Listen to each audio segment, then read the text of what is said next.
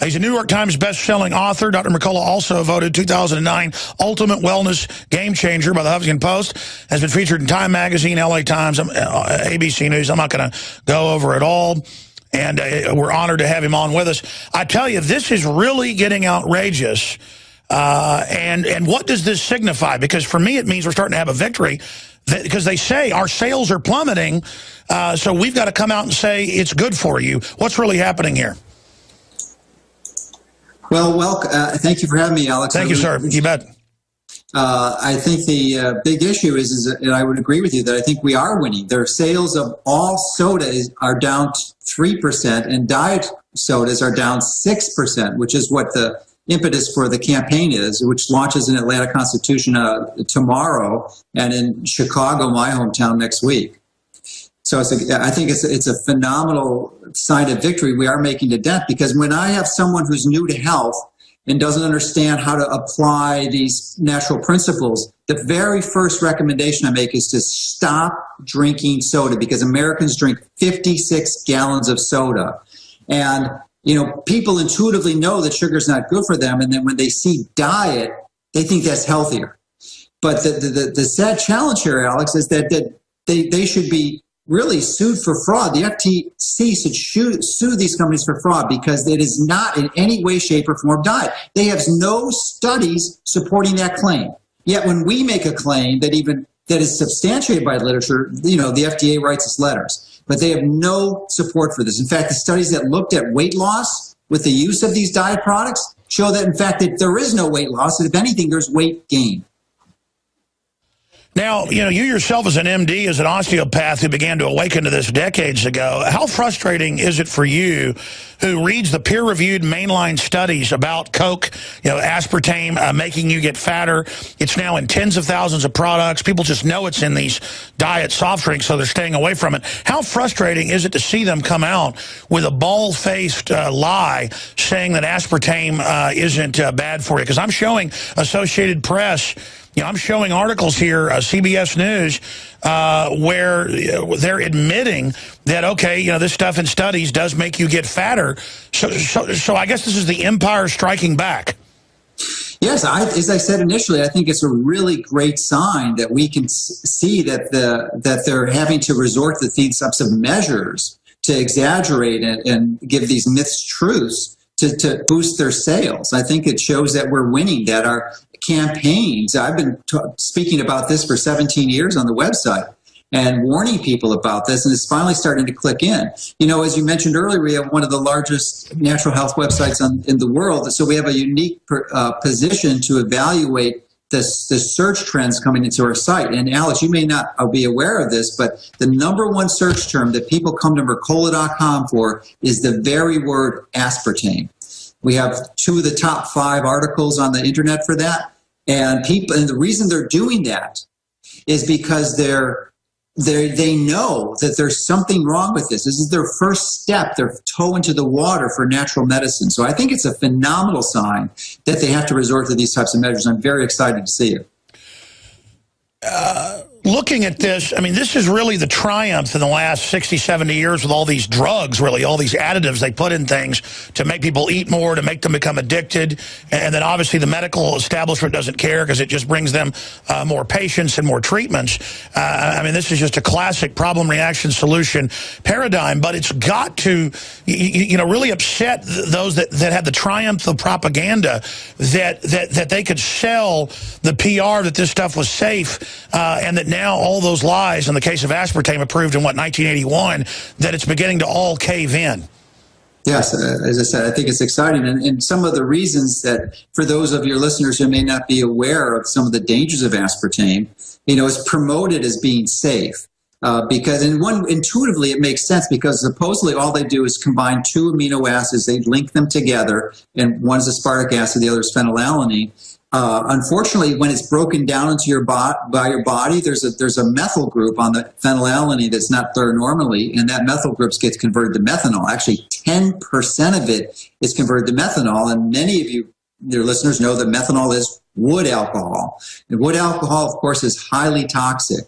and because it's transferred in your body and it goes to these nerves that bypasses to the blood-brain barrier and converted to formaldehyde, sort of a Trojan horse, and that formaldehyde is really toxic to your body. It has been linked to increased risk of cancers, seizures, migraines, autoimmune disorders, headaches. It's just a pernicious substance that in no way, shape, or form should ever be consumed by anyone. There's no excuse for it. There's no benefit to it. It's all a downside.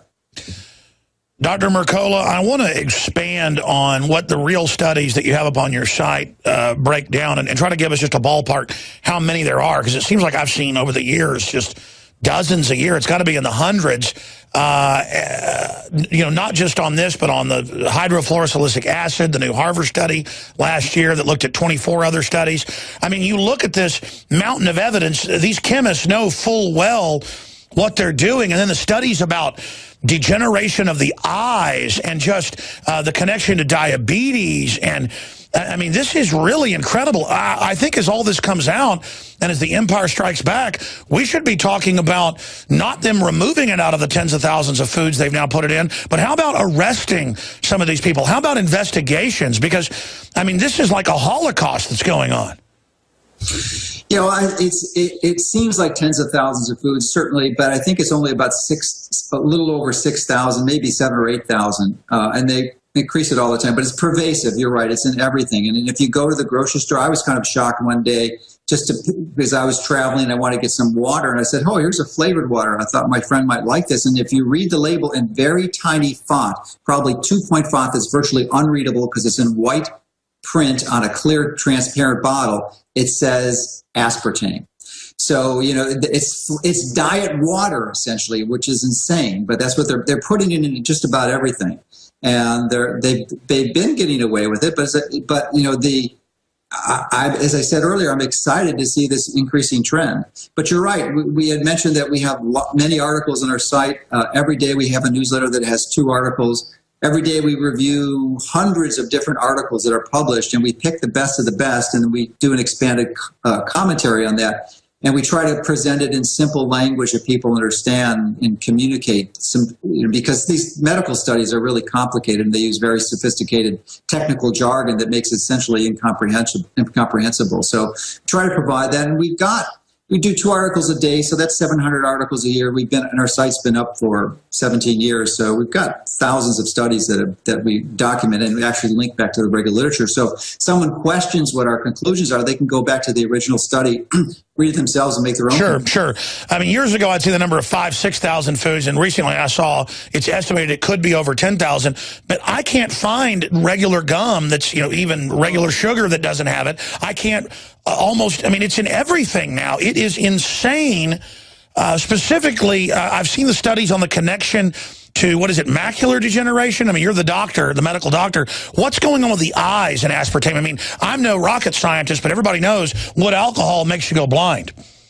Yes, there's no question. I haven't seen any of the studies that show a link between it, but it would make sense because you're right. It's wood alcohol, it's methanol, and it's 10% of the product is converted to methanol, and it does readily bypass the blood-brain barrier, so it gets into the brain, and of course the retina is part of the brain, so it wouldn't be surprising to see an increase in the risk of age-related macular degeneration, which is the #1 cause of blindness in the United States. And certainly in large doses, it could cause it acutely, but it could contribute to it if taken over a long period of time. Well, I've got a lot of family, you name it, people that work here that know all this and hide it in their desk. They're allowed to have it. I mean, I'm a libertarian, and they know it's bad, but they say, listen, I go into incredible withdrawals. I know people that have been alcoholics, and they say, I've got to have my Diet Coke, or I have worse withdrawal than I had, when I got off drinking. These are people that have been, who are in AA and are admitted alcoholics. Some of them I know, not here at the office, but outside work.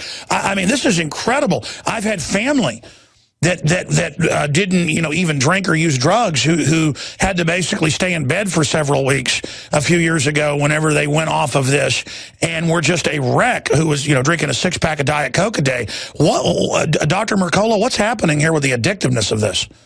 Well, certainly there's an addiction to sweets. That's one component. But there's these drinks, these sweeteners are typically put in sodas, which are loaded with caffeine, which is certainly responsible for many of the withdrawal symptoms. So when I've seen 20 to 30,000 patients in my medical career, so I've got a lot of feedback from patients trying these approaches. And one of the most useful ones, in my experience, is to have people, because I've seen people taking a dozen or even 2 dozen cans of soda a day, but the average person, again, is drinking 56 gallons of soda a year. So the best way to start this is to go off slowly. And probably if they, the simple one, the initial strategy is to switch from diet soda to regular soda, because that's far safer. Now, they're both pernicious. What about stevia? Stevia is even better, and there are some newer ones on the market now. I forget their names, but they are flavored with stevia. That would be even better. But you want to make sure, if you're having withdrawal symptoms, that you have some caffeine, because you gradually have to go off of the caffeine, depending on your dose initially. It may be a few days to a few weeks to avoid the withdrawal symptoms, which are got it. So a lot of the withdrawals, the caffeine combined with that. So only go off one drug at a time.